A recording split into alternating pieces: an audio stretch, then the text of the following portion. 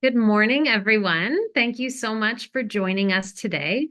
My name is Danielle Sharman, and I am a farm policy analyst with the Ontario Federation of Agriculture. I am coordinating the Cultivating Local project alongside my colleague Joanne Fuller, who is the projects and training coordinator here at OFA. The Cultivating Local project is funded in part by the Ontario Ministry of Agriculture, Food, and Agribusiness. A few housekeeping items. Please keep yourself on mute as this is a meeting style workshop. We will ensure there are lots of opportunities for questions. This workshop will be recorded and will be available on OFA's Cultivating Local webpage. We also ask that you kindly keep your video off to keep the bandwidth low for our attendees with limited connectivity. Good morning and welcome to our ninth and final workshop in the Ontario Federation of Agriculture's Cultivating Local series. OFA has been a long-standing supporter of our members who are eagerly diversifying into new products, new market channels, and finding innovative ways to get their agricultural products to Ontarians, looking for fresh local food, flowers, textiles, and so much more. Over 30 commodity and agricultural organizations are members of OFA, and we are grateful to have their support on this project, alongside many community and economic development organizations that have helped to bring this project to life. There are so many opportunities in the Ontario marketplace, whether you are a new farmer, the next generation of a farm family, an established farmer, a creative food and beverage entrepreneur, or you work closely with agri-food clients to make their business dreams a reality. We are thrilled you are joining us to learn more.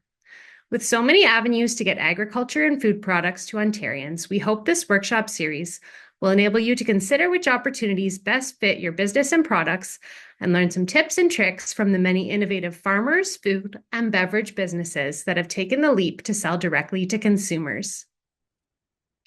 Ontario's agriculture, food, and beverage sector is ripe for growth, already generating over $50 billion in GDP annually and employing over 870,000 Ontarians. We produce over 200 commodities here in the province, and we know that number will continue to grow as we discover new varieties, new markets, and new opportunities to cultivate local. OFA is thrilled to be running this workshop series alongside our partners, and we hope you learn a lot today. Next, I'd like to welcome Krista Chapman. Krista is the Director of Rural Economic Development and Sustainability at Wilton Consulting Group. Wilton Consulting Group provides research and insights for the agri-food sector and rural communities. Her and the team at Wilton Group are leading the planning and delivery of the Cultivating Local workshops. Thanks, Danielle. That introduction. That's awesome. And thanks everybody for joining us this morning. It's great to have so many people join us. So I wanted to start things off. If you have joined these Cultivating Local workshops before, you'll be familiar with Slido. So we like to use Slido for some participant engagement. And so if you scan that QR code there just on the slide in front of you, it should take you right to Slido on your phone. Or Danielle is also going to post the link in the chat to join the Slido on your browser. And so you can join from your computer or from your phone. I like to use my phone. I find it pretty slick, but you can use whichever version works best for you. So to kick things off, I just want to learn a little bit more about where you're joining us from today. So whether you're from Northern Ontario, Southern, Central, Eastern, Western, or maybe we even have a few folks joining us from outside of the province. So I can see people are already kind of rolling into Slido. So we'll give you a moment to just select your answers there.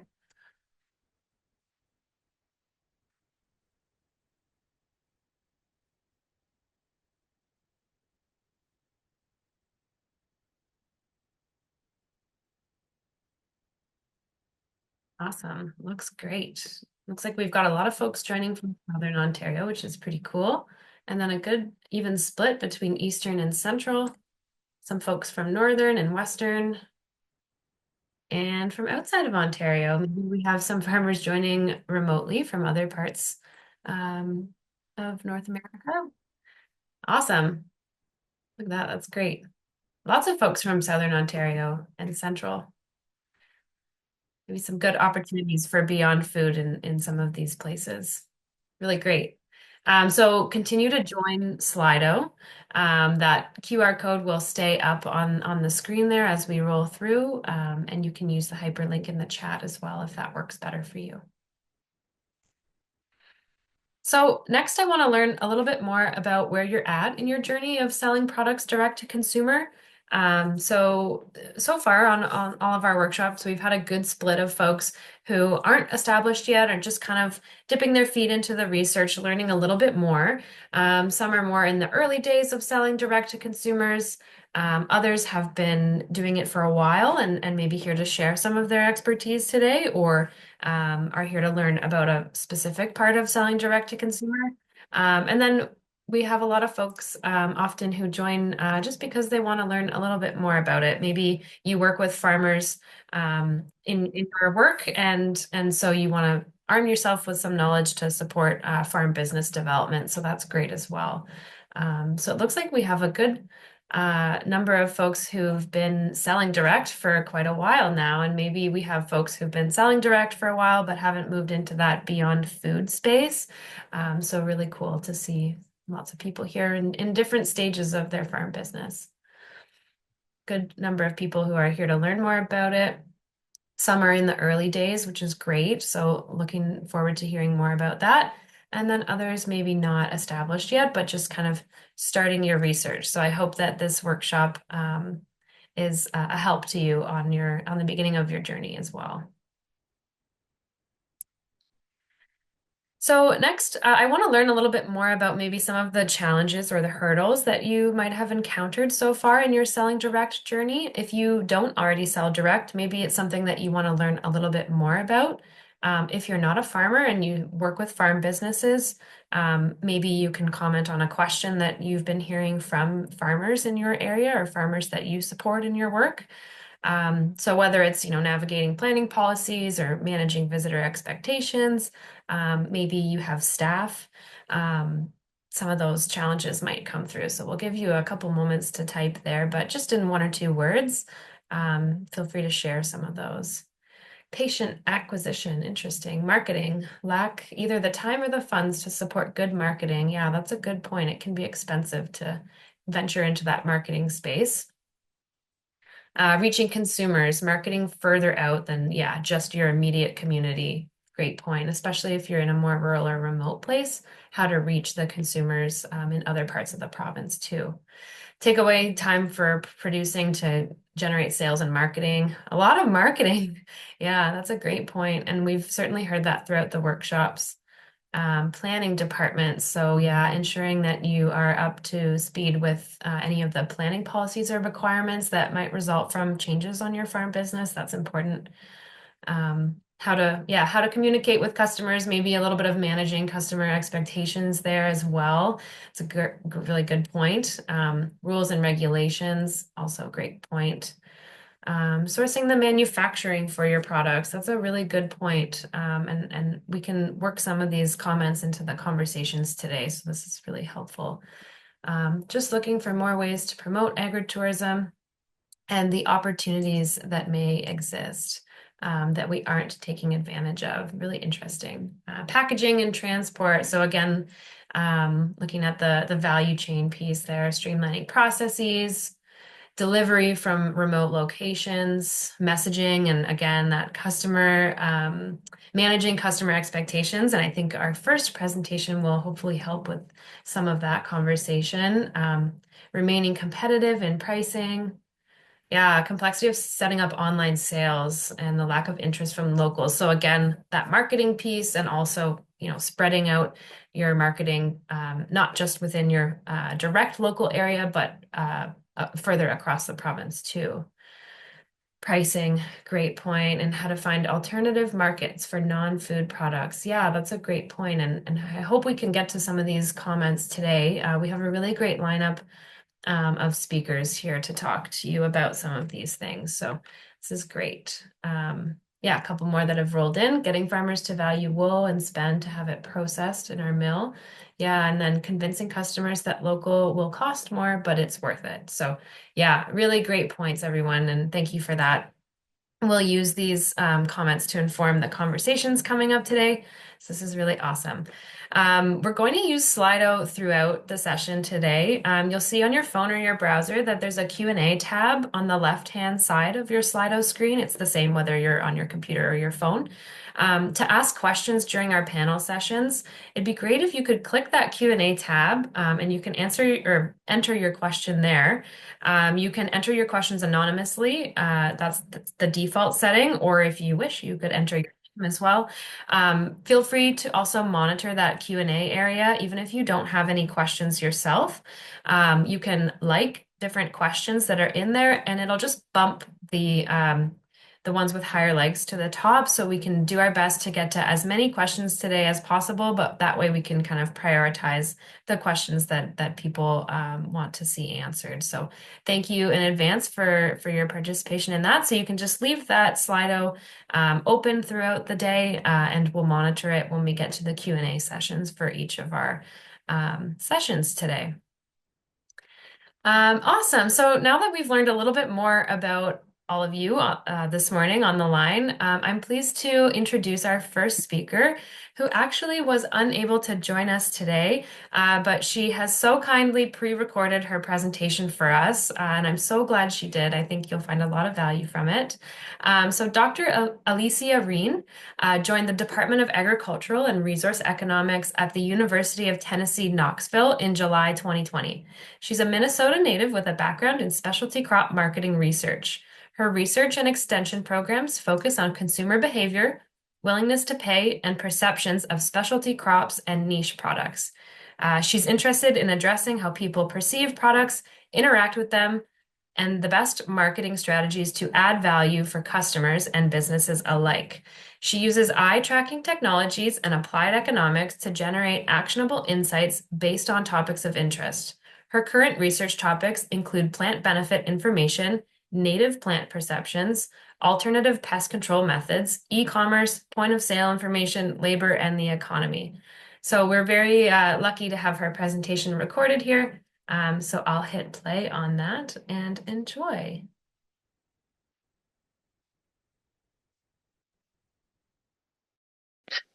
Hi, everyone. I'm excited to be here. As she said, my name's Alicia Reen. I'm from the University of Tennessee.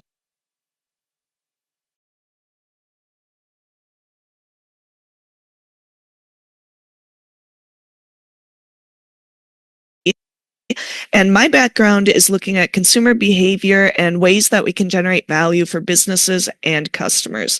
Today, I was asked to talk to you a little bit about branding and using that to generate that value. So, when it comes to the work that I do consumer perception work. And essentially, I start a lot of my presentations with this slide. And the reason is if you look at the cartoon on the left, we have these two people and they're looking at boards on the ground.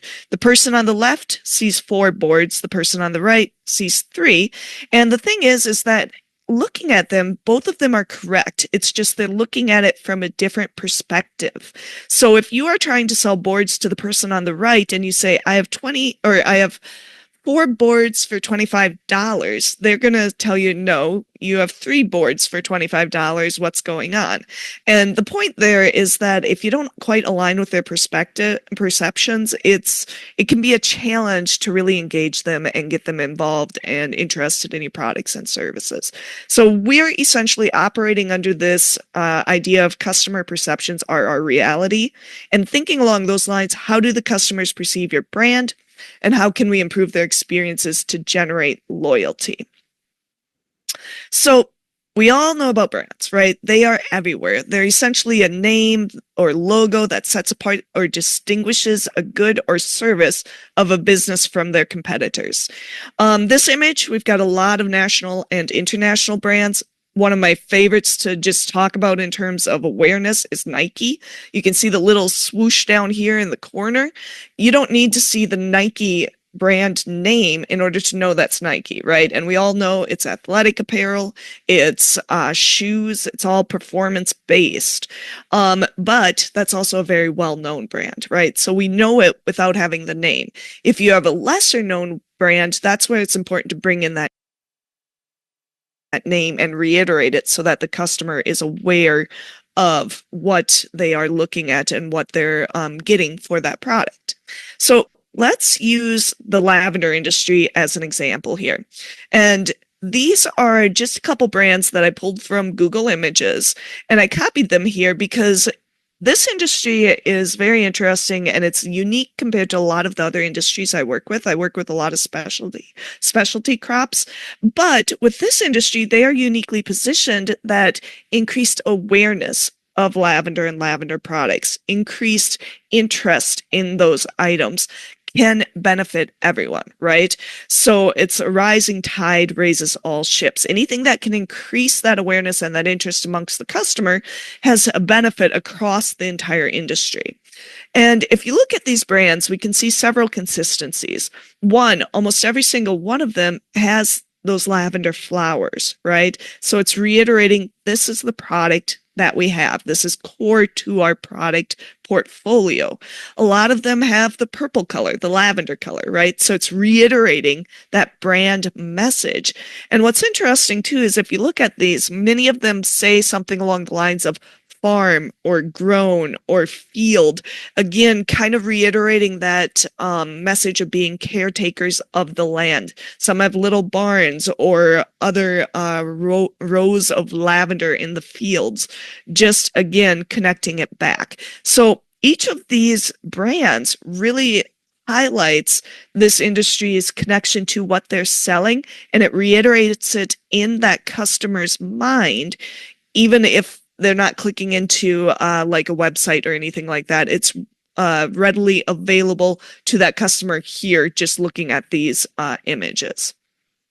So think about this a bit from the overall. So with the research that I do, I tend to work in this internal space, and that internal space is the customer's mind. We term it a bit more like a black box because we're not 100% sure what's going on there. We don't have control over it, right? That's outside our controls. It's based on his or her past behaviors, experiences, perceptions, things that they have used in the past. All of this is pre-existing and some opportunity for growth, right? But what we do have control of is this external stimuli. So that's your marketing mix, your product, place, promotion, and price.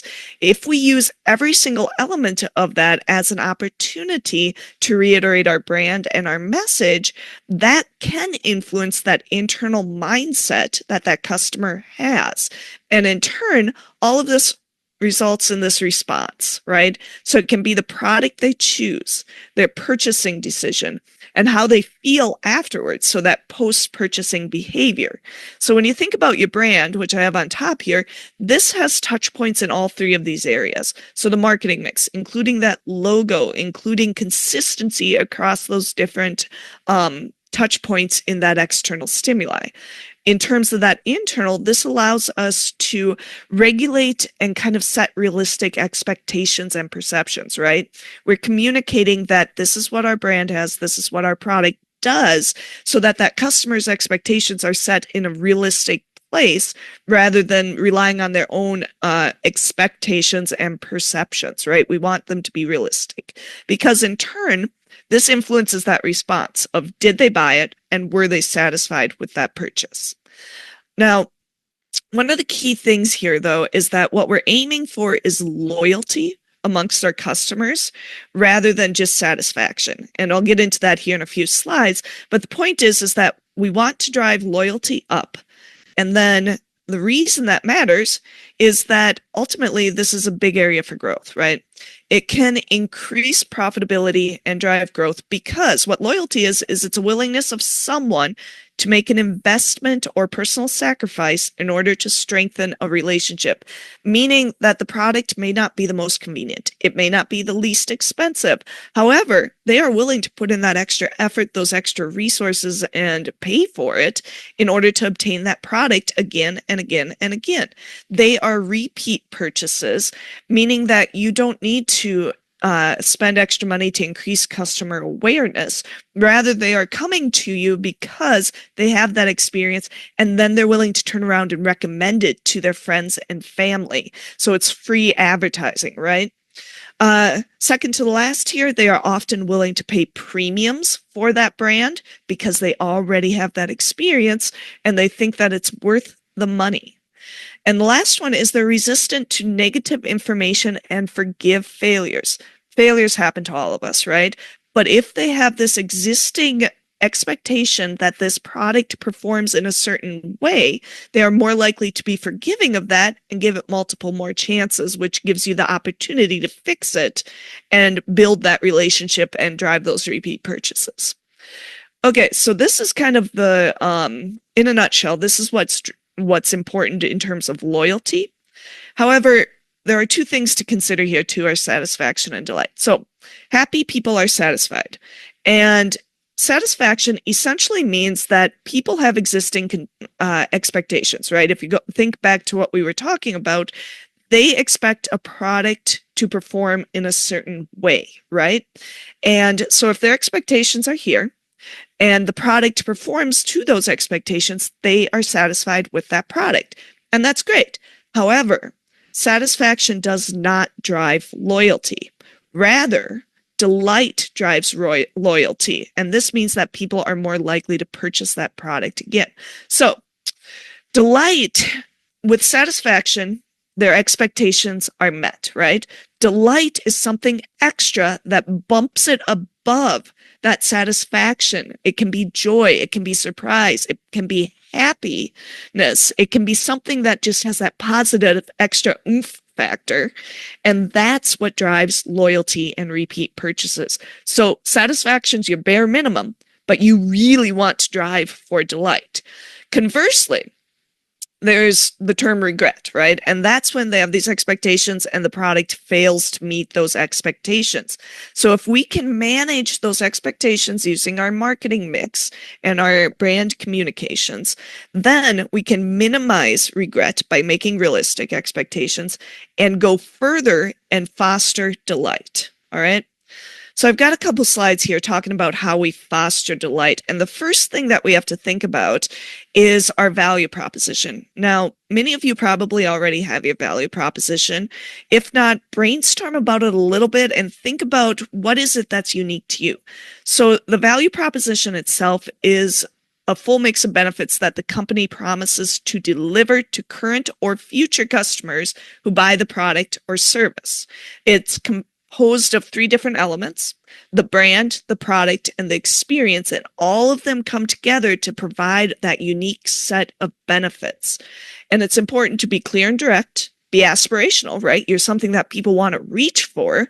And particularly if you have a product that people are less aware of, have featured descriptions in order to inform them about what they are buying. Essentially, the whole point of the value proposition is what is it you are delivering and what is in it for the customer, okay? So when you think about your value proposition, what you need to think about is what is your brand communicating? What are the strengths of your firm? What are the strengths of your products? What makes them better? What are your points of differentiation? And stories are a great one too. What's the story and how do each of the touch points that you're having with your customer tell that story and that value proposition? So I've got two images here that I just have as reminders for myself. The one on the left with the butterflies on the lavender. So I do a lot of work with the ornamental plant industry, and one of the key benefits that people want to know about is pollinator-friendly options, right? And when you think about lavender, for example, it's a very pollinator-friendly crop. And so people intuitively kind of know, but they don't really know unless you tell them. So it's important to have these value-added opportunities and then communicate that with your end consumer in order to inform them in all the points of differentiation and all the benefits of your products. On the right, this is again just a lavender in a basket, and part of this is that feel good kind of throwback to the past, being able to either pick your own or being able to connect back to nature and the land. People are really looking for that connection nowadays, particularly as we're spending more time online and getting a little more distanced from people. So that is another opportunity to talk about how your products are beneficial to nature and the land and sustainability and such. So another way that one can foster delight is storytelling. So there's a lot of research out there on storytelling, and for brand storytelling, customers often buy brands that have personalities that they can relate to. So depending on who you're targeting, having a personality that aligns with that person can improve your sales. When you think about the human brand element, meaning anything human that is brought into that brand, some of the things you can talk about are the history of the farm. Has it always been, for example, a lavender farm? Has it been other things? How has it evolved over time? Who is the farmer? What is his or her story? And how are they relatable? So I cut this image straight off of Google Images. I think I was looking up lavender farms. And then when I looked up lavender farms, all I got was rows upon rows of lavender. But when I added farmer, all of a sudden you see the people here. When you have consistent images, it's beautiful. It really is. However, it doesn't capture attention like having people in those images does. So it's important to feature a bit more of the personality, and often people is a great way to do that. So another example here, there's been a lot of research on influencers. Now, with influencers, what you would want to do is find one who has the same target audience as your brand, as your value proposition. And the reason is that means they're more authentic and they are reaching the specific target market that you are wanting to align with. Research has shown that influencers are very popular when they're inspirational, they're enjoyable, and they're similar to their audience. Again, seeking that same target market. And they often form intense brand attachments if there's that alignment with the identity, relatedness, and competence in providing that high value product. They are good at identifying that high value product and recommending it to their friends, aka followers, right? Another way to foster delight is highlighting lifestyles. So people are looking for aspirational dream lifestyle indicators. They're looking for connections to the past, such as vintage things, heirloom varieties, any connections to nature and wildlife. So for example, I have this picture down in the left corner of a couple in a lavender field. It's super romantic. It's fun. This may not necessarily be how everyone farms lavender, right? But it is an aspirational dream lifestyle photo of people. There's also this opportunity to personalize, and with this, I say win or if possible. Etsy is a great one where you see a lot of different personalized options, and people add that little extra touch of personalization in order to bump up into the delight category. But depending on the demand for your products, the quantity produced, this may or may not be realistic for you. So just think about it carefully before you dive in, okay? So that's kind of where we're sitting in terms of thinking about ways to elevate your products and foster delight. Some other interesting work that's out there is looking at benefit information. So this has been shown to generate value and positive brand associations, but again, one has to think about how one communicates with the end consumer, because they don't necessarily think about these things until we tell them about them. So this slide is from the Nielsen Group, and essentially it's showing the different areas that people are going to be interested in the next 12 months. And if you look at the top 4 here, mental wellness was the top one. Second was physical wellness. Third was saving for things that happen, right?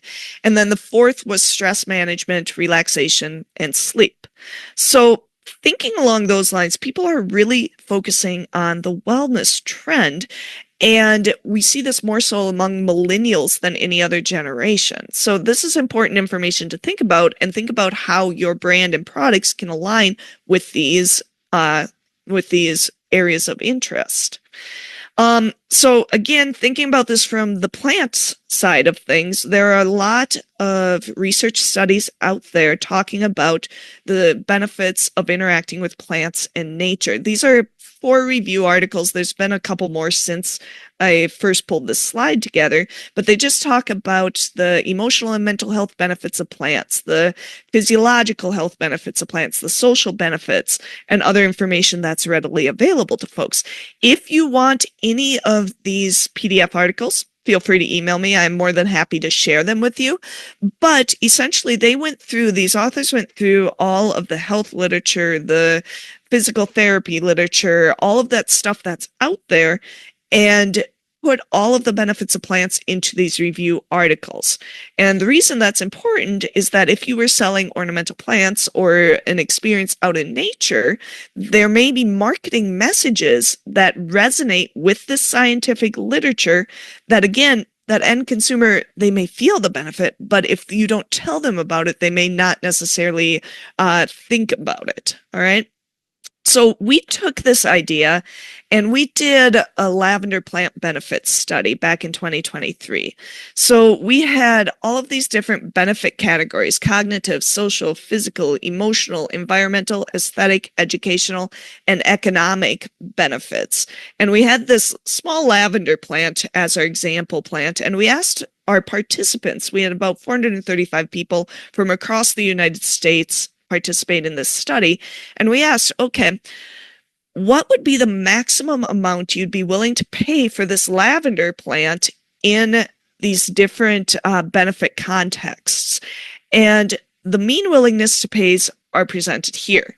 And what we saw was that the top 4 benefits that they were willing to pay the most for were cognitive benefits, social benefits, physical, and emotional benefits. The lowest one was the economic benefits, which is far on the right. So then we had them do a choice experiment where, again, they received one of these benefits, and we asked which product they would choose, if it had that benefit or not. And from that, what we were able to determine, because this is mean value they were willing to pay, right? We were able to determine relative to each other if they were willing to pay a premium. So on this slide, we use that economic benefit as our base value. And what we found was that people were willing to pay a premium compared to that lavender plant. Bear in mind, the plant was identical across all of these situations. They were willing to pay a premium of $6.75 for a lavender plant with that social benefit relative to one with the economic benefit. They were willing to pay $6.49 for one with the cognitive benefit compared to the economic benefit, and a little over $6 for ones with the physical or emotional benefit compared to the one with the economic benefit. So what that's telling me is if I'm selling lavender products or lavender plants, these are the 4 benefits I would want to talk about with my customers and incorporate into my marketing mix in order to drive up value for that product. Now, we also looked at the same information, looking at the different age cohorts. So boomers are in the light green, Gen X in the dark green, millennials in purple, and Gen Z in blue. And what we found was that across the board, compared to the other age cohorts, millennials, those born between 1981 and 1996, responded more positively to all of the benefit messages. So if you are interested in targeting millennials, this information would resonate really, really well with them. And that's important because when you think about that millennial age cohort, and many of you may be millennials or have thought about this in the past in terms of target marketing, they are a very large group of people. They have a lot of spending power. I think it's $2.5 trillion with a T.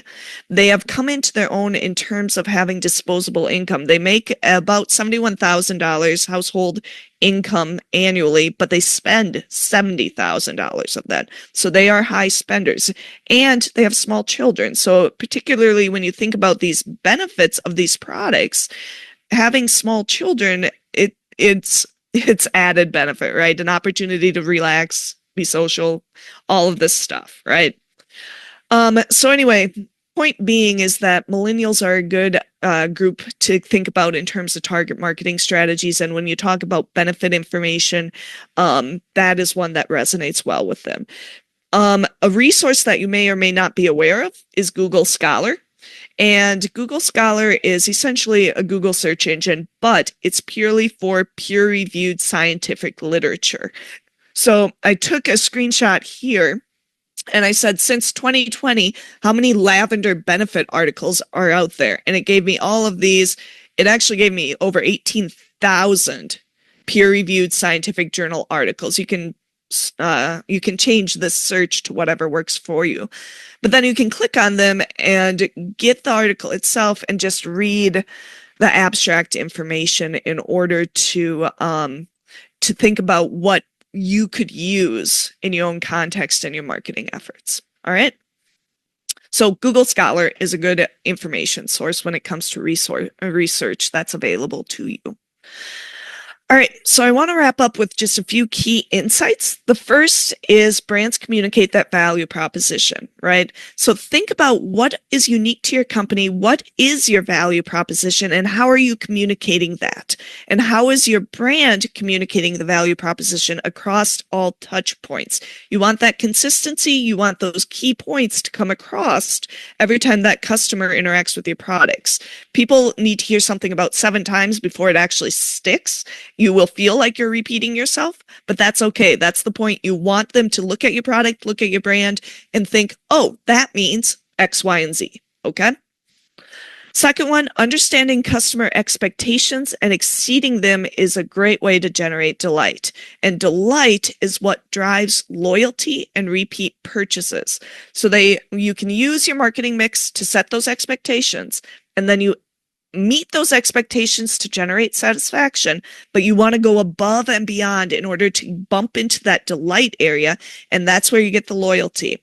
That's where you get them using word of mouth, word of mouth, and other avenues to make recommendations, essentially providing free advertising and drawing in similar groups of people to your products. And they are also more resistant to negative information once they've experienced delight consistently with your product. Number 3, benefits resonate with customers, particularly that younger customer group. So think about the different benefits that your products provide and use them to attract customers. And keep an eye on the research. Again, using Google Scholar is a great way to just get general information. There are some associations out there that also have that information, so keep an eye on those as well. And lastly, communicate the differences the firm provides versus other firms. So when you think about this, customer experiences often set the firms apart. Think about the different aspirational dream lifestyles. Use images, stories, agritourism opportunities, and business partnerships. Images are very, very important. And part of the reason is when people are making choices, 85% of the information that they use when making choices is gathered visually. However, only 2% of the information available to them is actually looked at. So anything that you can do to capture additional visual attention and get that information across to them is going to help in terms of increasing brand engagement and that customer experience. Last point here is stories are sticky. So use those images to tell your story, to tell the benefits, to tell the points of differentiation. And people really do like seeing people, particularly those that are similar to themselves. So if you're targeting millennial women with small children, have images of millennial women with their kids interacting with your product. That would resonate much more than just having the product itself or having a different demographic. All right. So that's what I have for you today. If you have any questions, feel free to reach out to the organizers, or you can email me directly at areen@utk.edu.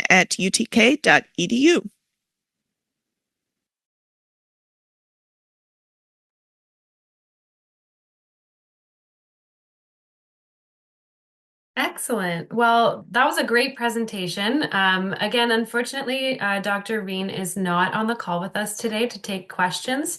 But if you'd like to reach out to her directly, you're welcome to. We'll include her email in our follow-up, but it's also there on your screen, just areen@utk.edu.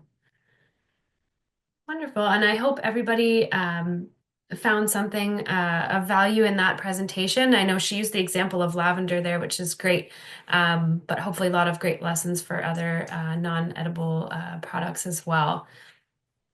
Excellent. So with that, I'd like to pass things back over to Danielle to host our first panel session for today. So over to you, Danielle. Thank you so much, Krista.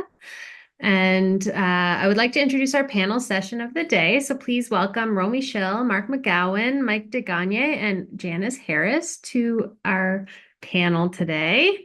And as with before, please leave your questions for our panelists directly in the Slido Q&A. So we'll wait until we get everyone queued up here. Good morning. Welcome, everyone. And we'll kick things off with Mark. If you could please share your story of your Christmas tree farm. Sure. So we're a cut your own Christmas tree farm. We're in rural Ottawa, and we are on about 30 acres cultivated, 110 acres total. But we're on the Mississippi River, just outside of Ottawa, and yeah, it's predominantly we don't sell anybody else's trees. No pre-cut trees come into the farm. Everything comes off of our land. So that's kind of the mainstay of the product line and the mainstay of our sales.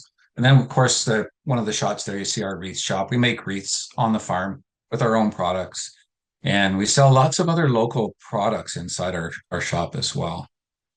But what you can see, of course, in the picture is the crew on the right there is the crew that it takes actually to sell trees at Christmas time. And the crew on the left are the guys that help me get them done during the summertime to make them saleable. But it's truly a local on-farm experience, if you will, and that's what we sell. We sell an experience. We don't really sell it. We sell an experience that includes a hot chocolate and a cookie, and we happen to throw in a Christmas tree kind of thing. Wonderful. Thank you so much, Mark. And now, Romy, can you please tell us about your farm businesses and your journey into the wool industry? Hi, everyone. That presentation before was it was really concise and reminded me of all the things that are on my list and the things I should do. But anyways, we are Revolution Wool Company. That is the wool retail business side of our sheep farm. My husband and I also run a large commercial sheep operation. We started with just getting, a little bit of yarn spun to experiment. I'm fairly crafty, and it just kind of clicked for me. We have all these sheep. We might as well do something with the yarn or with the wool. And so that little bit of yarn has now turned into a full-time business. I spend more time doing the wool retail business. I kind of show up in the barn for the sheep when needed. So I do yarns, some craft kits. We sew duvets on site now. We do pillows. We work with the mill to get blankets made. So we outsource all the processing and then just do sort of the putting together and that kind of thing at the end. I do most of our sales online. We do some in-person markets. Just something I was thinking of before. I think it's really interesting to think about how you want to do some of this stuff, because I don't want to do agritourism, and we've decided we don't want people on the farm. So that's something really important that people need to think about. And we've kind of made it and sort of developed it now where you can come to the farm to shop, but you book an online appointment. So we really limit that kind of contact. And for us, that's worked. And for us, that's been kind of key in growing the business a bit. Fantastic. Thanks, Romy. And Mike, can you please tell us a bit more about the story behind Waxwing Commons and what products you offer? Sure, love to. Thanks, everyone. I'm Mike DeGagne, and together with my wife and 4 kids, we run Waxwing Commons Ecological Farmstead, formerly the Black River Foraging Company. We run 115 acres of an off-grid homestead. Only a few acres are in production.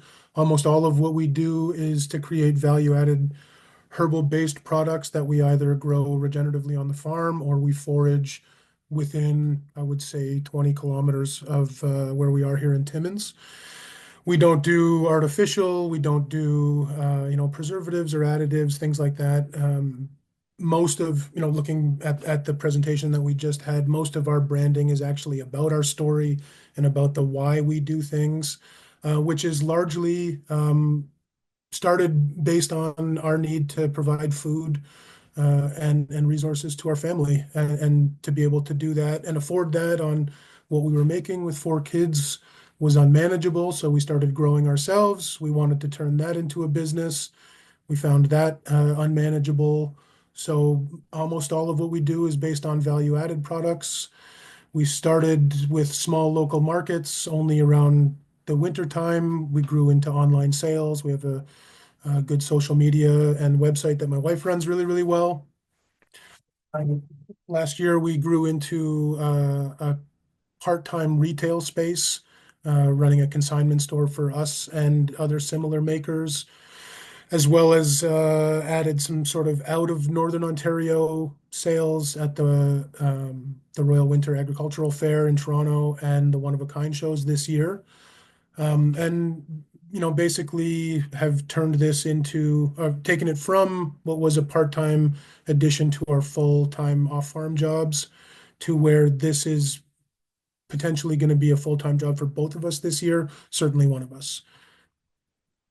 Wonderful. Thank you so much, Mike. And Janice, please tell us about Harris Flower Farm. Hi, so it's great to be here. Our flower farm is just north of St. Thomas, Ontario. We grow about 8 acres of cut flowers on our farm, both in the field and then also in heated greenhouses. So even in February, I'm picking flowers out in the greenhouse right now, which is really nice. So our flowers are sold at local farmers markets in the area. We also do a lot of weddings, so we're designing the flowers that we're growing into the weddings that are happening in the area. We also sell at a couple small grocery stores in the area. We do a subscription service, which is really awesome. It's people get 1 bouquet of flowers once a month from May until September. So we do 210 subscriptions. So that's a really great winter income for us because they usually are buying them as Christmas presents. And then we also have our online shop, which came out of COVID. It definitely grew from that, but now it's like almost like a flower shop. So people will go on there from all over the world ordering flowers to send to people in the London St. Thomas area. So yeah, and this is our 17th year growing flowers. I grew up on a vegetable farm and wanted nothing to do with vegetables, and went away to school to be an optician. So I did that for quite some time and then decided that I wanted to do something after work. So I started growing gladiolus and sold them at the farmer's market with my parents. And then every year grew that up into now about 8 acres. This is my full-time job. I quit the optician job 5 years ago, and my husband still works off the farm, but he helps when he comes home from work and on weekends, of course. Wonderful. Thank you so much, Janice. And thanks to all of you for sharing your stories today.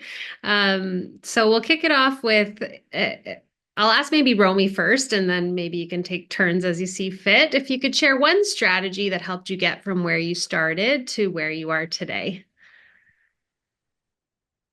I was thinking really hard about this, and I don't think it's not like a tangible thing. It's more of a mindset thing in that you have to be serious about it.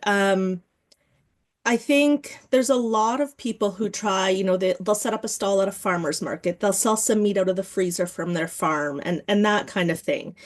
And that can be a great way to start, but it's not necessarily a way to pull an income or to support the farm business because it's a lot of work and it's not necessarily a sustainable sort of business.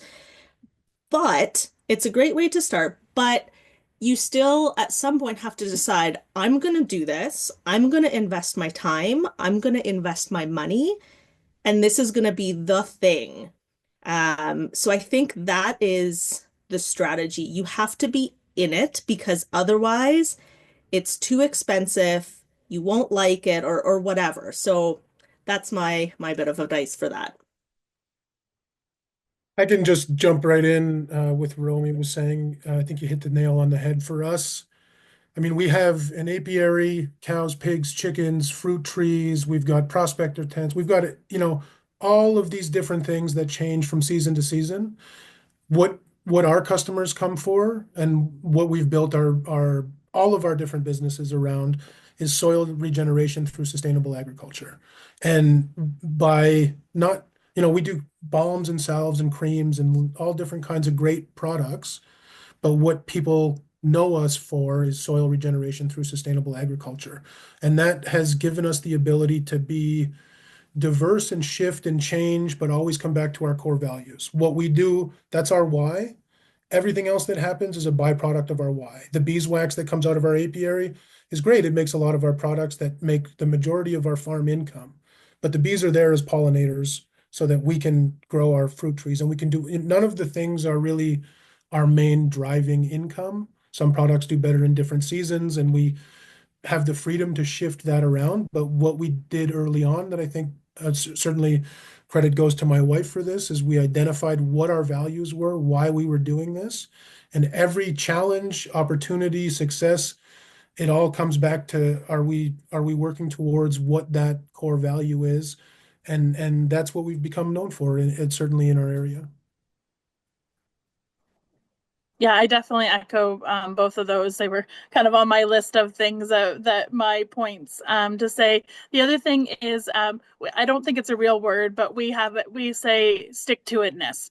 So we are going to stay with it, and we're going to stick with it. There's hard years. There's years that we've had like mice in all of the tulips and eating all the tulip bulbs, or like we've had a rainstorm that blew over all the sunflowers and different things like that. So no matter what, things work out, but you have to stick with it. And it might not be great this year or next year, but you're just sticking with it and being professional with it, getting the education, knowing and learning from the pros and learning from people joining associations that are giving the real information. There's lots of YouTube and those kind of things out there, but knowing your zone and growing for your zone and getting the information that's pertinent to you is really important. I would echo all of that because there's challenging years, right? You plant thousands of trees and they all die. And it's like, really? Are we going to do this again? Um, but but a couple of things. One, I'm really big on grower associations because the education component there and the Ontario Christmas Tree Farmers Association has been fantastic. And not just the field days, but the relationships you build with other growers. And that's been very, very strong. And the mantra is on the back of my truck. Enjoy a real tradition.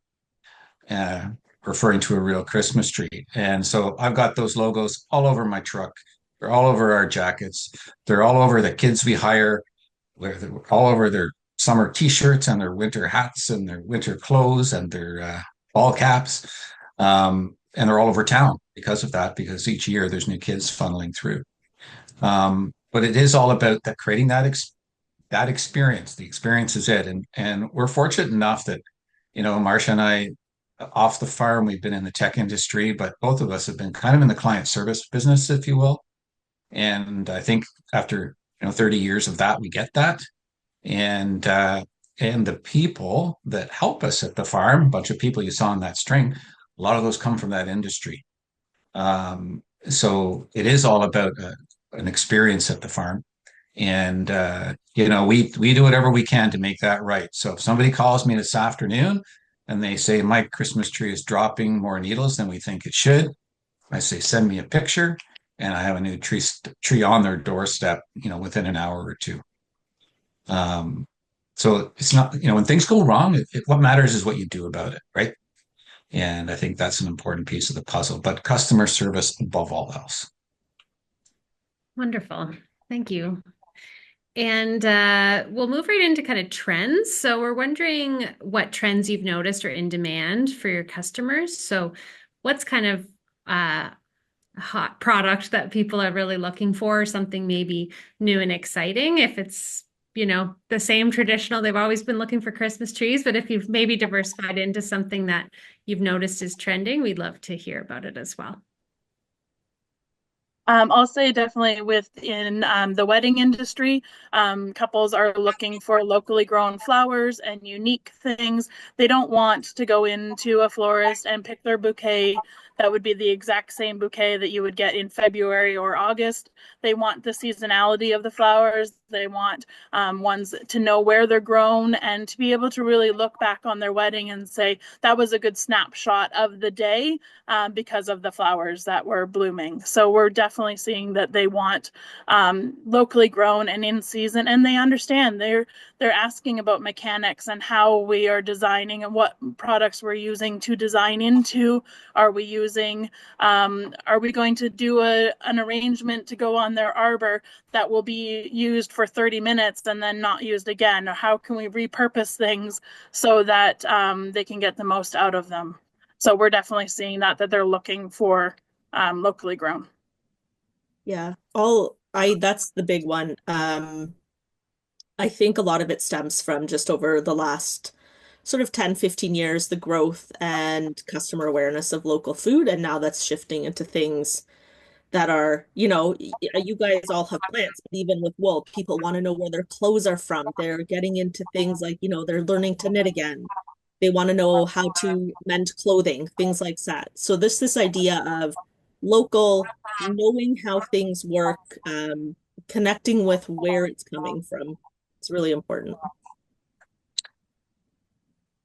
The one trend that's happened in our industry is fewer and fewer people in the city have cars, and it can make it difficult for them to come out to our experience. So we have I decided, being an IT guy, started a website called skipthetreefarm.ca, and you can order one of our freshly grown trees delivered to your veranda. And Marcia would my wife would pack up packets of hot chocolate and some of our cookies that would go with that, right? So we're going to bring as much of the Christmas tree farm experience to your farm to your home as we can. That's kind of something that's kind of happening in the background that we saw might discourage somebody from coming to the farm. That's definitely been pushing online sales. You need to bring the products to them, whether it is, whether you do delivery or whether you push online and use courier. I hate to sound like a broken record, but it seems like the theme for going last in this panel. For us, it's our motto for our business. It's local, ethical, and sustainable. And that was sort of our why and our who we were as a business going in. That's obviously who our clientele are. Our stuff is in the higher range of price. It's almost entirely handmade. It's not cheap to produce, and our prices reflect that. But that's who our clientele are. And when we did the retail store for the month of December, we had, I think, 28 different vendors, all doing different things. We tried to pick from people who we knew and would stand behind their products. Overwhelmingly, week after week that we were in the store, the top 5 sellers were uh, very local, like from the Timmins area, very handmade, unique, one-of-a-kind things, and sustainably sourced. Whether it was alpaca wool and different fibers or wood created things or our products which are foraged locally, they were always consistently far and away the top sellers. That's what the trends are mostly for us. Yeah. Great. Thank you so much. I'm going to pivot to some attendee questions because they're a bit more related to social media as well as online e-commerce. So I wanted to make sure we get to those. So the one is around what's the most challenging thing about adopting e-commerce, and kind of related to that is having a social media audience a priority prior to launching an e-commerce platform online, or is leveraging SEO through a website the first priority? So maybe if each of you want to talk a bit about your e-commerce and social media, and if you have insights into either of those questions, you can plug those in there. We don't have my wife does a great job with our social media. We've got, tens of thousands of followers across multiple platforms, but we don't find that it generates a lot of sales for us. What it does generate is a lot of recognition locally, people keep saying, "Hey, you're Rachel's husband. You're that guy I see covered in mud on all the reels," and we really love that part of it. Part of our success is about building that community. So I guess it would depend on what your goals are and what your visions are. If you're trying to generate sales, SEO always has been better for us in generating sales. What we focused on, maybe not intentionally necessarily, but was that brand recognition and that social media side of it. As it was just, we realized people were following our lifestyle. That turned into people following our business. But yeah, almost, no, I shouldn't say almost, no, very few sales generated from our social media page.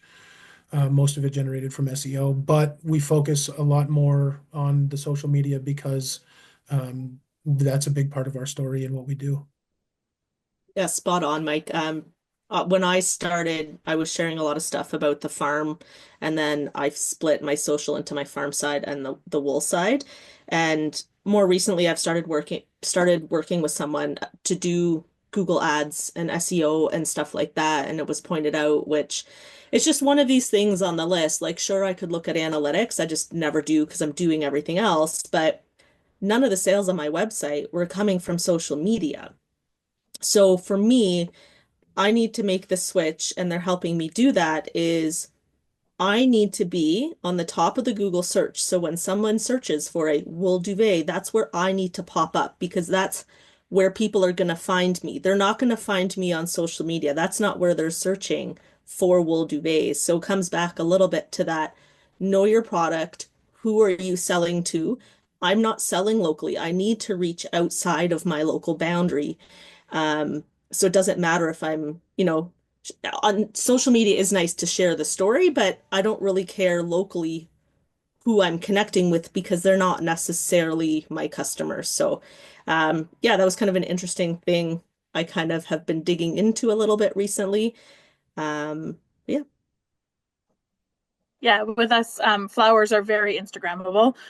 So they are like very catching, and we do get a lot of our wedding interest from social media. So a bride sees a post that we've done. I'm also very consistent with it. We post a picture of every single bridal bouquet we do, and we like last year, I think we did about 60 weddings last year. So we're doing a lot of them, and everybody knows that on Saturday afternoon around 4 o'clock or so there's probably going to be a wedding picture bouquet posted.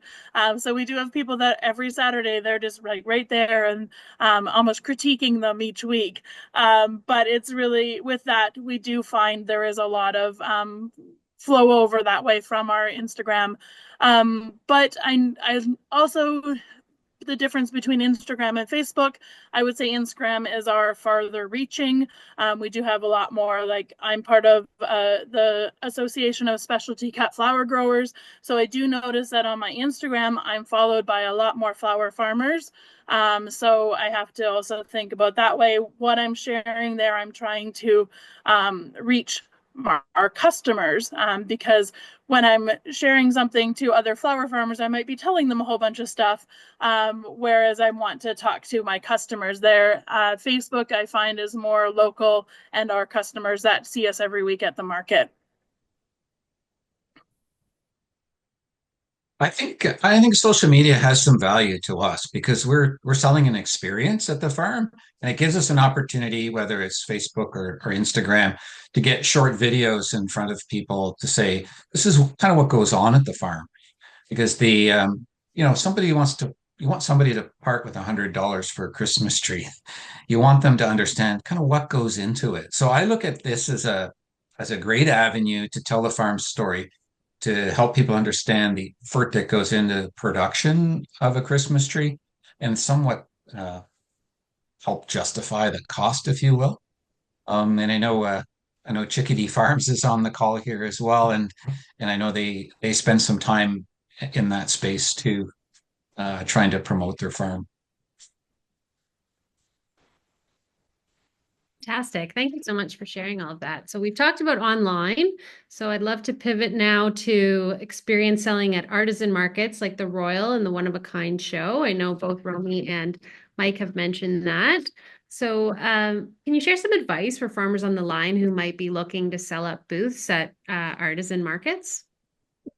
How honest do you want me to be? Um, I've maybe been doing it long enough that I'm a little more cynical about it. Um, it's a lot of work. Most people don't value their time enough for doing them. A lot of markets don't have enough of a customer base, not like there's not enough people so that you can't even sell enough. Like you should be able to sell a couple $1,000s at a market. So if you're, sure it might be $50, $100, $200 a table, but if you're not pulling in the revenue, then it's not worthwhile. And I've done enough of those markets and it's super frustrating. Great learning experience. But that was really hard to sort of grow the business. And taking that step from just doing little markets to doing the one of a kind show was huge. It's expensive, it's an investment. But again, this goes back to that mindset of you need to be invested in this business if you're going to do it. So sure, it might be a $3,000 to $6,000 market booth fee, but the customers are there, they're willing to spend the money, and it's worthwhile. But again, it's that investment. So you need to be ready with time, people, you need the stock, you need to be able to, do all of that. But it's definitely worthwhile. And as soon as you go into Toronto, there's so many more customers. So it's a bit of a huge transition from at some of the smaller local markets, it can be a little bit of a slog in, you know, who are you? What are your products and stuff? And you go to the city and there's people are a lot more willing to buy. Um, and I don't know if maybe someone else wants to comment, but I find with that education piece at markets, it's you need to also be prepared with like your story because you need to be quick because there's tens of thousands of people going through those markets. So having, all the right things to say, the proper signage, all of that. So that's really important. Um, and pricing's really important for markets too. And I guess online, um, that was a big mindset shift for me from being a farmer and being a price taker, selling our lambs on a live auction where now I know my cost of production, I know my margin, what my, wholesale margin has to be, my retail margin has to be. So making sure that that pricing is properly lined up because when you're making the step from like smaller markets to the bigger markets, you need to be prepared for that. And those margins also need to be in place so that you can be profitable. And so that shift to those bigger markets was that like whole big learning curve and potential for growth for us. Yeah, brilliant, Romy. As you were saying that, I was reciting the speech that I had prepared for the Royal Winter Fair, my 10-second introduction to catch people as they were walking by, because you're right, it's so many people. The Royal Winter Fair was our first time sort of going out of Northern Ontario and being part of something that had thousands and thousands of people. So first piece of advice I would say is if you're in a place, I guess it's not available to most of the people in Southern Ontario, but it may still be. We got funding from Economic Development Center. We got funding from FedNor actually to help sponsor part of our trip to make it possible for us. We didn't know what we were going to do in sales, and we typically do a few $1,000s in a market day here. So we were hoping that it was going to be good, but yeah, have enough product, know your pitch. I was out there like a used car salesman for 10 hours a day with a sore throat, just, hey guys, here's who we are. Here's what makes us different. People are there to buy. I mean, we did a year's worth of sales in 10 days. And that was the big change, stepping our business up from part-time to scaling towards full-time. We don't have access to that type of market here in Northern Ontario. So that added to our online sales that, we saw a noticeable jump immediately of people that were ordering from Toronto or sending things to Toronto to other people.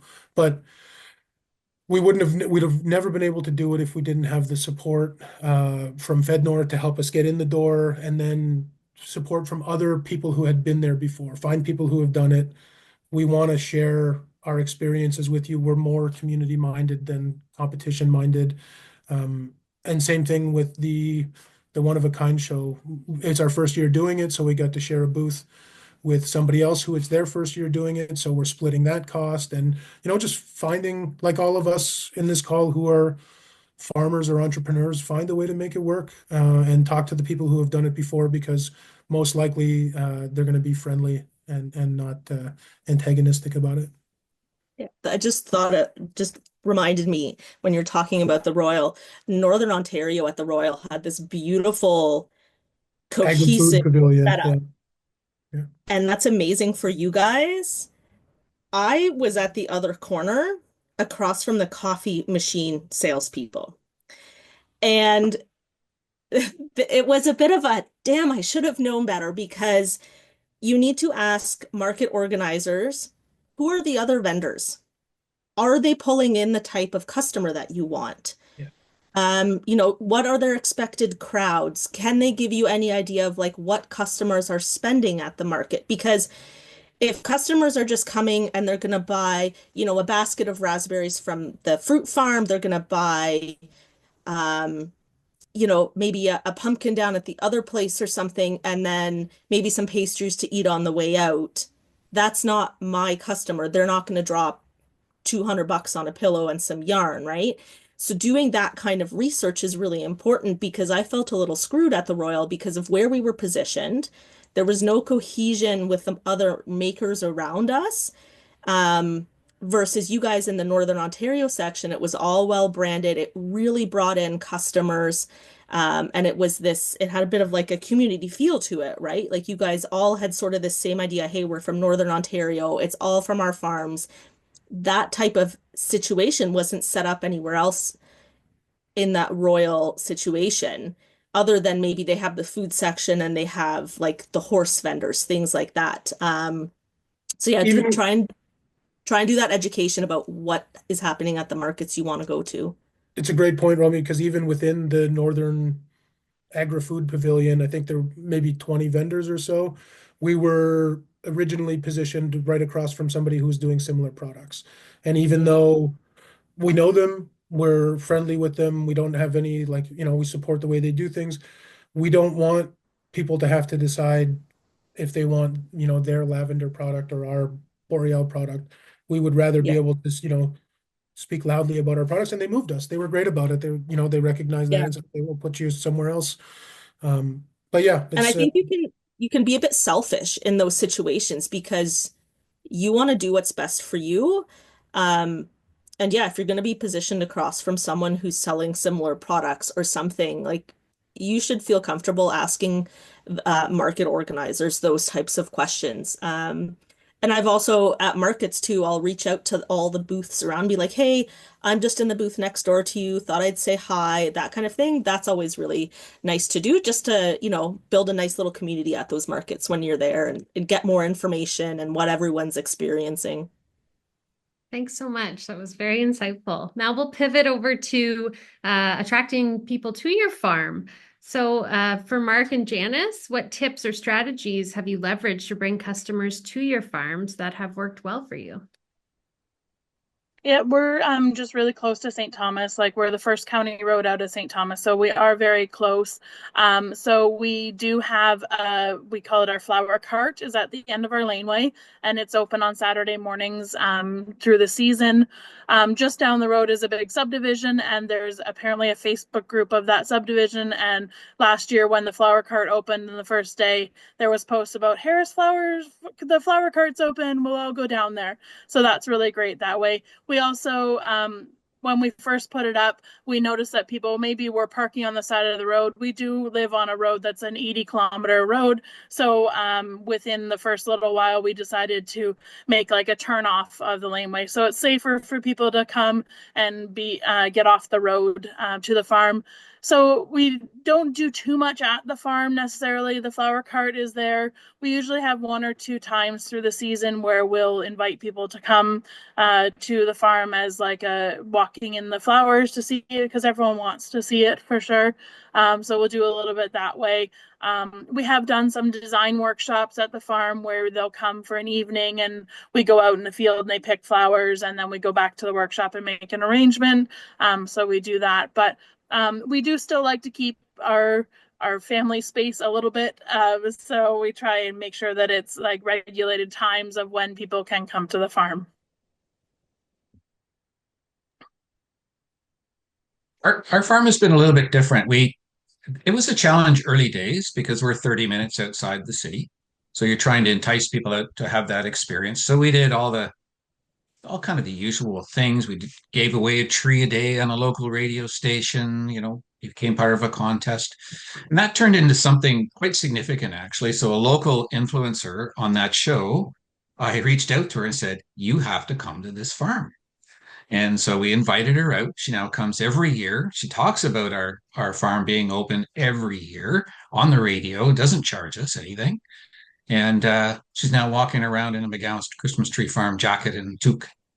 Um, so, but what's interesting in this business is you want to grab a young family. So we get a lot involved in school fundraisers, all that kind of stuff, because if you can grab a young family, you will keep them as their traditional farm as those kids grow up and go on to university. So I think we're now, I guess, 12 years into selling trees.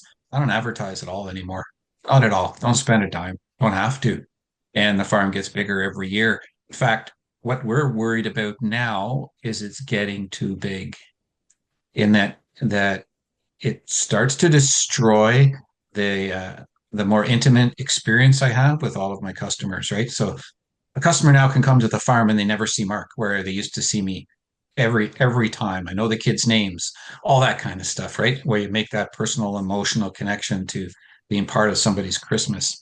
So I think there is a risk to getting too big, and that gets you into, I managed off the farm teams of 100 people, technology people. I don't want to manage 100 people on my farm. That's why I'm not doing that anymore, right? So um, we're actually now trying to stay in a sweet spot and just keep that regular roll going, and don't spend on advertising at all anymore. Just really social media to tell our story. Perfect. Well, thank you so much. I think it's time to wrap things up here, but I'm sure everyone got a lot out of your insights today. I know I sure did. And if there are any additional questions, if people wanted to put them in the chat, maybe those on the panel today could answer any additional questions that people might have. And just thanks again for joining us. That was really, really helpful for us. Thanks for having us.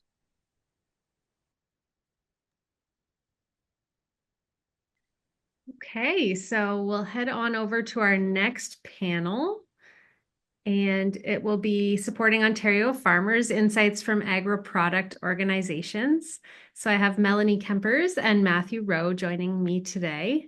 Melanie Kempers grew up on a dairy farm in Prince Edward County. It was her love of agriculture and the outdoors that brought her to Guelph to obtain a BSc in agriculture many years ago.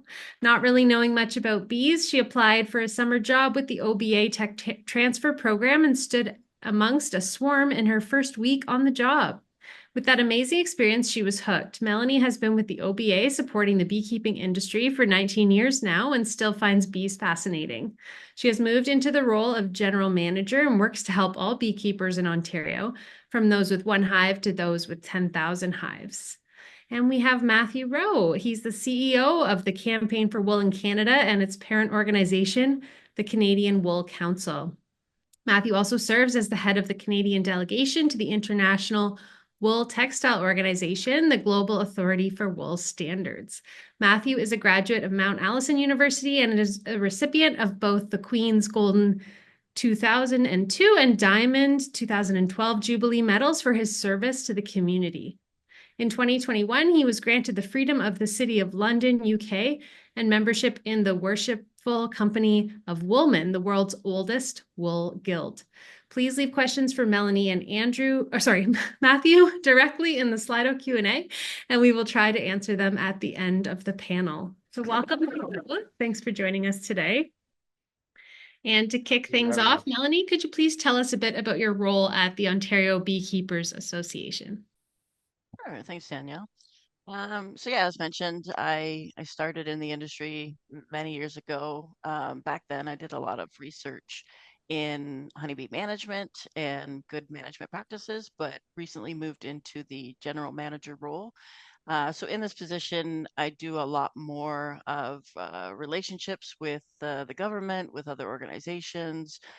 We run meetings many times a year, usually at least spring and fall, and that's to relay information to the industry that's pertinent and factual and new, and trying just to keep everyone well informed on what's happening with any changes or updates or whatnot. So we try to keep our beekeepers as informed as possible with everything that we do in terms of our education and outreach.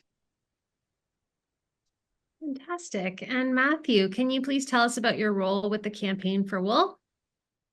Yeah, happy to. So I'm as you mentioned, I'm the CEO of the Campaign for Wool in Canada and its parent organization, the Canadian Wool Council. The Campaign for Wool was launched in Canada by Their Majesties the King and Queen back on a windy pier in Pictou, Nova Scotia, back in 2014. We are connected to the global campaign, but we also have a wider mandate to develop opportunities for Canadian wool and the Canadians who transform it. So we're the only national organization that represents the whole wool value chain from producers to consumers. Fantastic. Thank you. And Melanie, can you kick off by sharing some of the non-food products or experiences that are trending or popular within the bee industry and what factors have driven their popularity?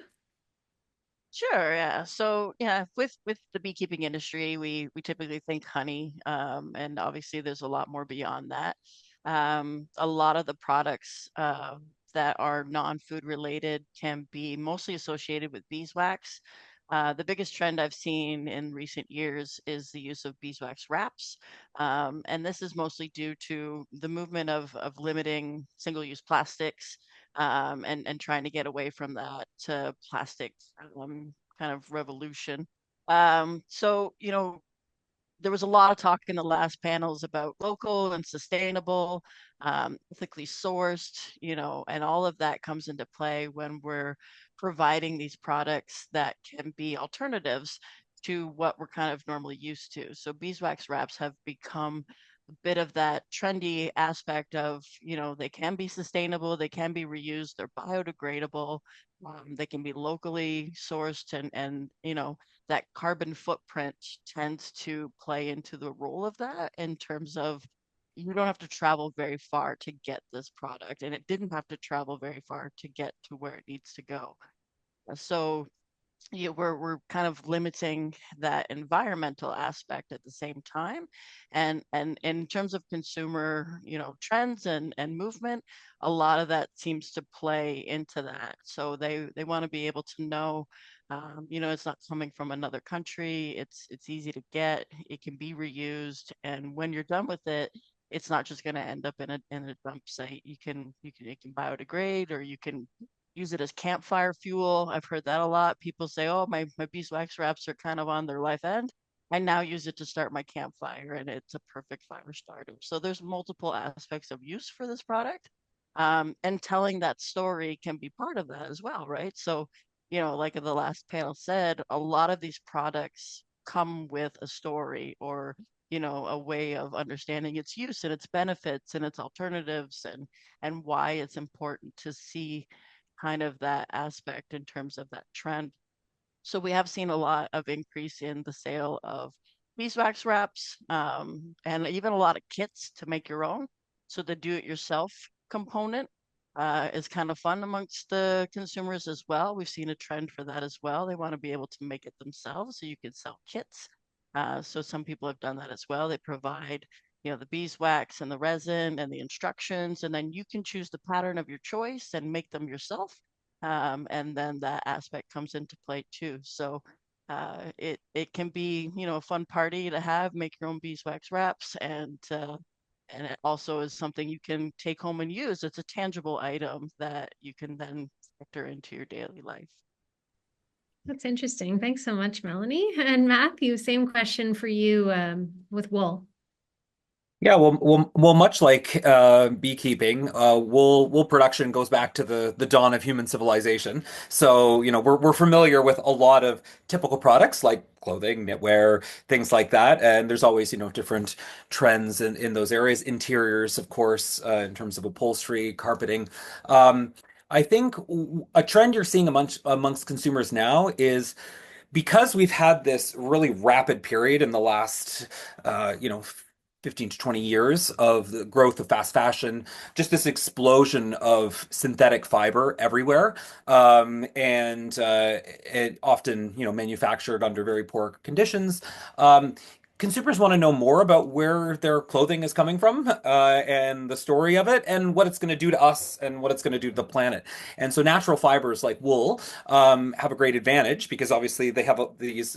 Wool has all these incredible sort of technical properties. It's one of the reasons why we use it in so many things because it's moisture wicking, it's antimicrobial, it's UV resistant. I heard about your Melanie mentioning using the wraps as fire starters. Well, you can use a wool blanket to put that fire out because wool will actually resist flame and will actually self-extinguish. It is this miracle fiber. And so you've got all these performance qualities, but the best part of it is, and it's also incredibly durable. And then of course when you're done with it, you can bury it in the ground, and it'll break down and produce nitrogen, which feeds the grass, which the sheep feed on to grow more wool. So it's a truly circular product. But so as part of this sort of consumer trend around wanting to know more, you're seeing this sort of farm to fashion movement. And we just did actually a little while back.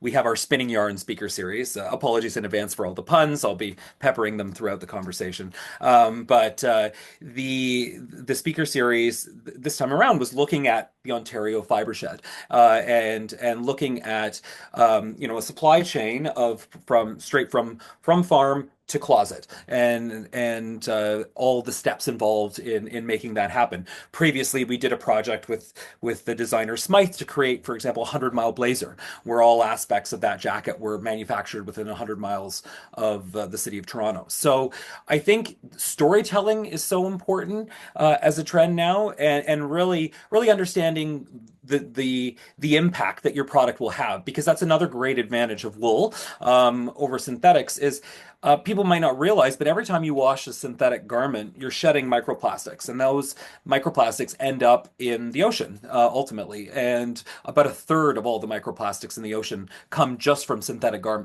washing synthetic garments from laundry effluent. So whereas natural fibers like wool, that's going to break down naturally in the environment. So as we're starting to get a grapple on really the scope of problems like microplastics, the solutions that products like wool can provide are only going to be more important. Thank you so much. And I love some of these terms, farm to closet and 100-mile blazer. I love borrowing from the local food industry for these terms. And like, that's so catchy and really, I think, paints a picture for consumers about what they're getting and being able to transfer that love of buying and eating local food right over to, textiles and other products. So that's so interesting. I love it. So we'll move into regulations. So if you had any important regulations that farmers should keep an eye on when they're getting into this industry, things that they might want to keep in mind. Melanie, I don't know if you want to go first. Sure. Regulations is a bit of a rabbit hole. I don't know how much time we can actually talk about that, but in terms of outside of the food aspect, there are so many regulations to be understanding of. There's for people making lip balms, candles, soaps, there's the cosmetics regulations. There's consumer packaging and labeling regulations. So what you can claim on your label, what you can put on your label, what's required to put on your label. There's the Environmental Claims and Competition Act that makes sure that you're not making misleading or false representations. A small trend in the alternatives in beekeeping is salves, so muscle rubs and paw protectors and things like that that you're using beeswax in. But a part of that, people are looking towards adding cannabis into your salves and having a cannabis rub as a natural muscle rub or a relaxant. And we saw that in that first talk where people are really focusing on their physical wellness, their mental wellness, their stress release. And part of that is utilizing, things like cannabis. But the Cannabis Act is another regulation that you need to understand and be concerned about to ensure you're adhering to the proper, rules. Um, and ideally, obviously, everything coming down from there is consumer protection. None of us want to make our consumers sick or hurt or anything like that. But if you don't have the proper terminology or warnings on your labels, then there could be some backlash. So even with candles, there has to be a little tag that says, "Don't leave it unattended. Only burn it for so many hours. Burn it on a surface that's not going to catch fire." Candles burn houses down. So selling products with good intention always comes down to whether or not someone has flagged it as a concern in the regulatory world, and is there rules associated with that. And it can be so confusing at times. um, Take for example bee pollen. Bee pollen is something you would put in your smoothie or on your yogurt or in your cereal, and you would think it's food, but it's actually deemed a dietary supplement. And because of that, it falls under different regulations and it's actually taxed differently. So if you're thinking about what do I need to charge in terms of taxes on my products, bee pollen is not tax free because it's not deemed food. It's actually deemed a supplement, and that falls under the natural health product aspect of acts and therefore is taxed. So we find, yeah, there's a lot of great products that we can make, but where they fall in terms of regulations can be very confusing.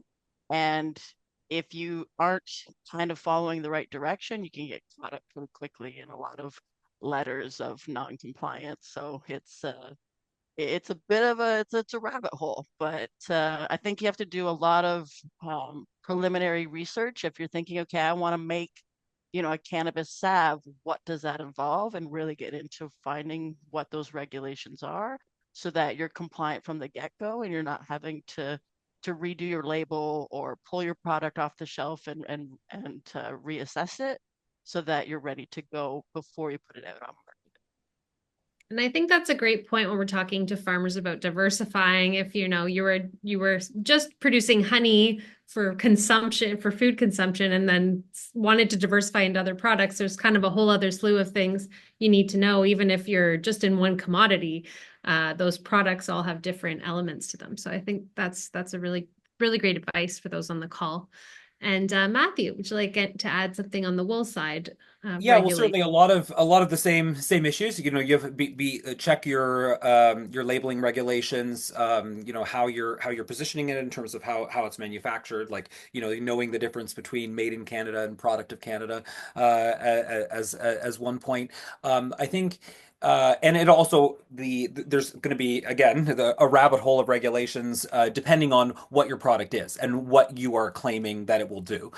So if it's clothing, if it's interiors, there's going to be different regulations depending on the wool product that you are marketing.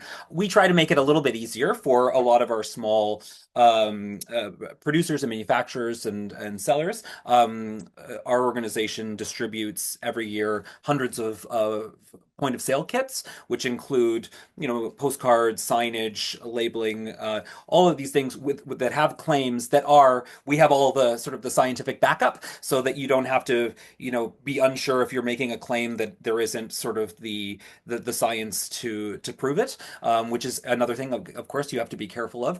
You can't claim something that you don't have proof for, and so these aspects are really important.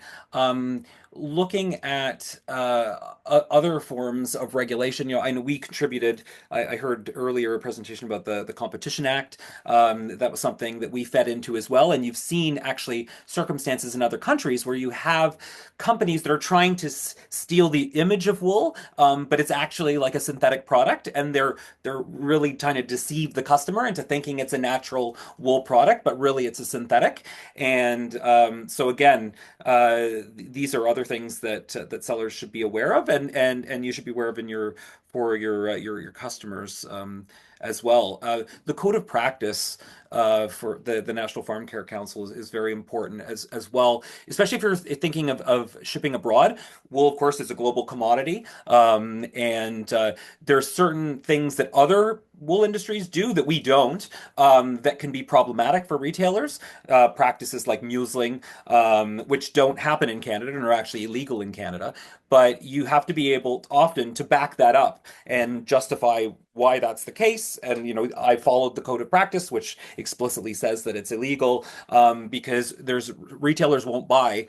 For example, you have many retailers that refuse to buy like mules products. And that's I won't get into it, but it's a procedure for the sheep that is done in more the southern hemisphere. So knowing those sort of requirements for export as well, I think is also very important depending on the product that you're selling. That's a great point. I mean, a lot of our target audience for these workshops is around selling direct to consumer and local, but of course, in a global marketplace, there's many opportunities abroad and beyond our borders. So definitely something else to think. So many layers. So we'll turn now to resources, some helpful resources that could support farmers that are growing their businesses. So this could be people, programs, tools, anything that stands out, whether it's on the government side, funding programs, mentorship programs, technology, marketing, any kind of tips or advice of resources or where to go to learn more. Sure. Well, I'll give a shout out to myself here. Your association is a good tool. We have provincial associations, we have community associations, we have national associations, and they're usually industry specific to the point where they can lead you directly where you need to go. I think it was the Christmas tree farm guy who said, I really enjoy the meetings that my association puts on. It's great networking, and it allows you to really get great information. And there's always going to be someone else in your association who's been there and done that, so can kind of guide you through the process because they've had to struggle through it through themselves. But other great aspects kind of outside of that is like the small business enterprise centers. They have, free consultations. They'll guide you to funding. They'll tell you what kind of business related tools you need. They can help you with all sorts of mentorship programs. We found that the small business enterprise areas are a great resource that can kind of keep you in the know in terms of the business side of what needs to be done. There's great online search tools like AgPal that can lead you to services and funding and programs like FedNor that help the people get into the Royal and supporting, getting into new markets. So AgPal can kind of guide you through that process as well. But in terms of kind of like overall resources, there's, no major big tools I would say that stand out, but there are, and I'm gonna, take the leap and say this, AI can actually be very helpful. So if you're looking for terminology for your marketing to have a good story, to be able to have that story told well, AI tools can help you refine your speech and give you incentives to come up with new, ways of telling your story that's catching. They're not completely, accurate. But AI can kind of help trigger some new things into you that you might not have thought of before. So we're actually seeing a lot of use of AI in terms of support. Yeah, I would add to that. Certainly, a lot of those tools apply across, regardless of what industry you are in. For fiber farmers, and we try and work closely with are funding producer organizations, including Ontario sheep farmers, Alberta lamb producers, to disseminate information of relevance to those who are selling wool products. As I mentioned, our point of sale kits. Anyone who is selling Canadian wool products can order those free kits, which are updated annually with new branding and messaging. Our current slogan is check the label, for the exact purpose of we want people to understand sort of what is going into their garments. An organization actually, unfortunately, it's for younger people, but it's a great organization that we've worked with in the past. So if you're 39 and under, it's called Futurepreneur, and it's actually it has its roots in another charity that was started by His Majesty, but it provides incredible support for young entrepreneurs in terms of helping you every step of the way, from your business planning through to providing one-on-one mentoring, which I think is actually one of the most important things you can have. Like, regardless of what business you're in, having a mentor, someone who understands your sector, someone who understands the needs of your business, that you can pick up the phone and call and ask all these niggling questions about, like, how do I file my taxes, or like, or do you know the regulations around, or I'm shipping to China, how do I handle that, and all having someone who's been there who can answer those questions. So I think mentorship, anyone who provides a mentorship service is valuable. That's something that Futurepreneur does provide as well. And then funding, of course, which is the most important thing to running a small business, is having that cash flow, and having the resources that you need to be able to invest in the product, in the marketing and promotion, in shipping, developing new markets, all of those sorts of things. So those are some of the resources that I would suggest. We try and help our industry, for example, by creating products that can be used regardless of the kind of wool products that you're making, and they're building the brand for Canadian wool. So we have a whole short film series, for example, called The Fabric of Canada, which uses Canadian landscape and individual stories to kind of build this brand for Canadian wool writ large, kind of using the same approach as like the Newfoundland tourism ads, to get, dreamy landscapes, heartwarming stories, to really get people excited about Canadian wool products. And we tend to be a little more expensive, so you need to justify that. So why is wool more expensive? Well, you're getting all these benefits. It's going to last forever. It's going to look incredible. All of these benefits, and then of course when you're done with it, it biodegrades in the soil. So I think these are all things that consumers want to hear about, and those are some of the resources that you can tap into. Well, that's fantastic. Thank you. And related to that, our project, the website Cultivating Local, we're going to have, once these workshops are over, we'll convert it into a resource hub. So we'll be able to link up all these great resources and tools that folks have talked about over the last 9 workshops, and be able to pull that together in one place that people can find more information. So, and also at the end of this webinar, we do have a few slides on resources and tools.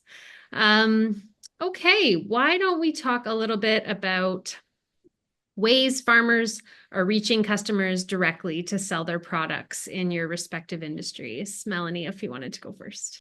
Sure. I feel like I'm always stealing Matthew's thunder, so I'll keep No, it no. brief. You're such a busy bee. The next one. But yeah, like we hear the typicals, the common ones, the farmers markets, the events, the one of a kind, the royal. But I've seen a big trend to go towards things like Facebook Marketplace. I don't think 10 years ago, maybe it didn't exist then, but in the beginning of Facebook Marketplace, I don't think I saw honey or beeswax or any of those things on there. And suddenly now I see them all the time. And I feel like it's hitting a lot more areas when you're able to kind of showcase your product into a platform like that.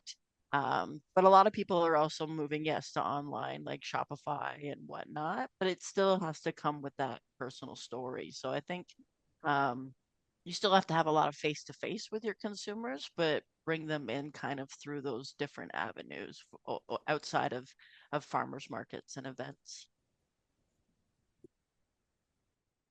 Yeah, I would say for again, and for our partners range everywhere from, people who are doing small farm stands or going to, makers markets and artisanal products and things like that, up to, we had a speaker at a conference we did last year who's a Canadian company. They're really concerned right now with what's happening with trade, but they sell 3.5 million wool suits into the United States every year. So, that's a huge breadth in terms of the different needs. But I think to Melanie's point, there's a lot of resources now that haven't existed. I would say this is probably one of the best times to be an entrepreneur and one of the easiest in the sense of the back end of the business of getting things started up, being able to reach people, having the point of sale processing, all of those things, which in the past could be big hurdles.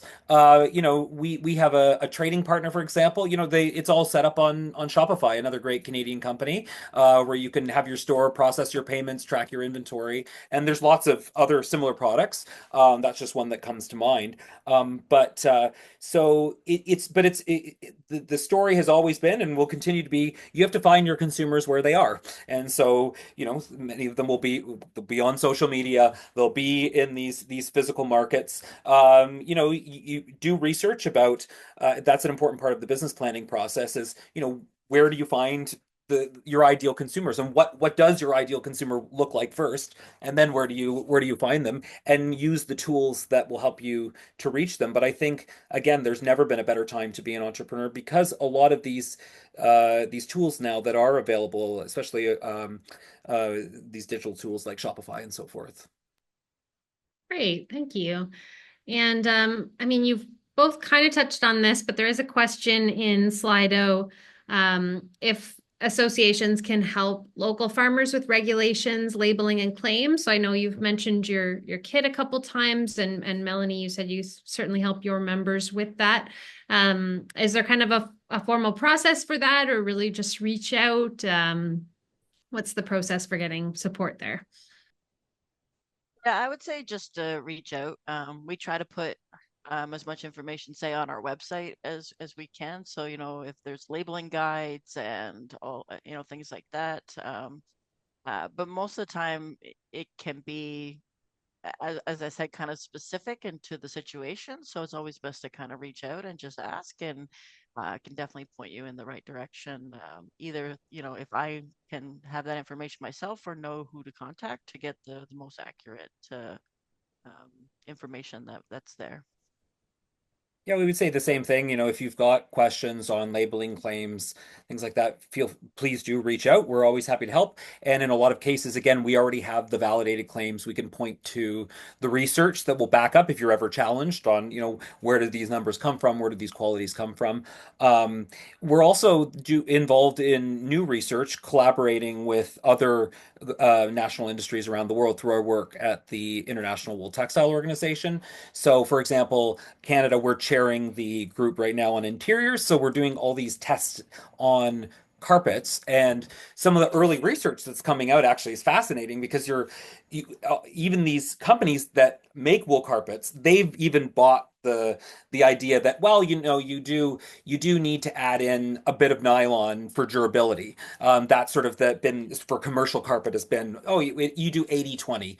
Well, anyways, the research that we've just done, which apparently no one had tackled before, is showing that actually the 100% wool carpets perform better, last longer, and so adding in the synthetic is just a cost thing, but it was never presented that way. It was presented as like a durability thing. So having access to cutting edge research, I think that's something we try and provide to our customers, and then also to hear from them if there's unvalidated claims, where we can work with other industries to tackle some of those questions. You've seen a lot of that with wool, for example, in the sleep area. I saw you had Romy on earlier. Always, she's one of our great partners. She sells a lot of great wool sleep products. Well, a lot of that research that she's able to use at shows and stuff, it comes from research that was commissioned, 10, 15 years ago, showing that wool, is sleeping with wool products in your duvets and your pillows and your mattresses actually leads to deeper, longer lasting sleep. And that's a great claim if you're selling sleep products to be able to make. So yeah, I would say if you've got questions of points that aren't validated, please do reach out to us. But you'd be surprised on how much research is sort of already on the table that we can help point you to. That's fantastic. And I guess just to add to that, OFA, so we're General Farm Organization, so we represent all farmers across Ontario, but we do have 30 commodity partners, organizations with us, and Beekeepers is of course one of them. And there's many commodity specific organizations. So if either of the two we have represented today are not your commodity, there are certainly many other organizations out there that can help. And I can drop a link in the chat to some of those if you're looking for a different commodity. And I guess just to wrap up, I'll ask one more question for you. But what's one thing about selling your products directly to consumers that you'd like the farmers on the line to know about?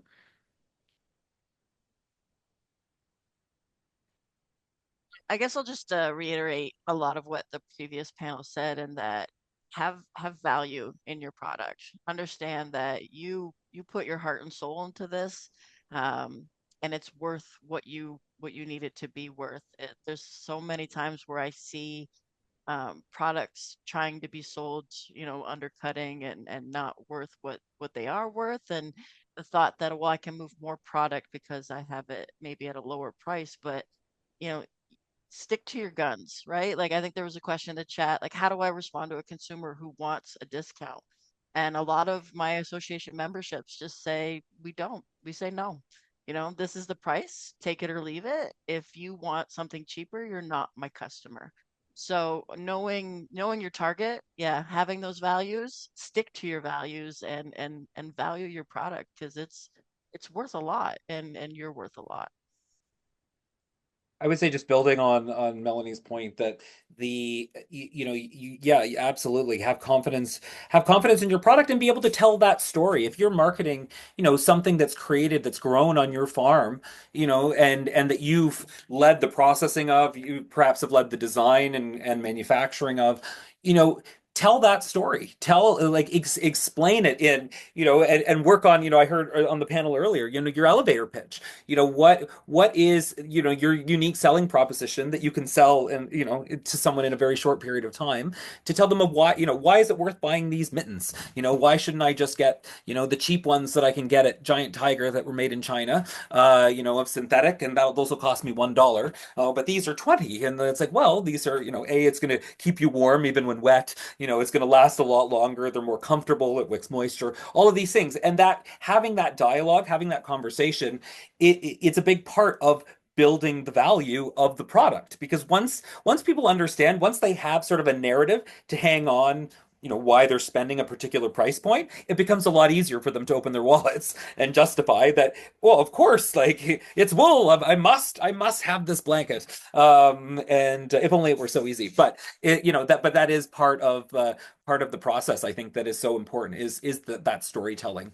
And so I think that's something that the producers should remember. I mean, you're the source of so many of these, regardless of what your product is. Like, it's coming from you. So let's learn a little bit more about you, your farm. Why are you doing it? Like, your passion for it, and what goes in, all the steps that make this product what it is. I think people, especially with products that have been around a long time, like wool and honey, they just sort of just assume that it is a pure commodity, that or they don't appreciate how it gets, that transformation process from sort of the original production to sort of what you see in the store. And it can often be quite a lot of steps. And I think once they understand that, the price point starts to make a lot more sense. For sure. Well, I think that's a great way to wrap things up. So just thank you so much to both of you for your enthusiasm and your willingness to share with us today. And we hope you have a great day today. Thank you so much. Wonderful. Thank you for having us. Thank you. Okay, so we'll head right into our wrap up. First, if you could please complete the short 2-minute post-workshop survey so we can use what we learned to inform other outcomes of this project. Krista has pasted the link to the survey in the chat, and we will share it with you via email as well after today's session. I am also going to be sharing some resources and funding opportunities with you, but we wanted to make sure that we can get some feedback from our survey before we wrap up today. So first off,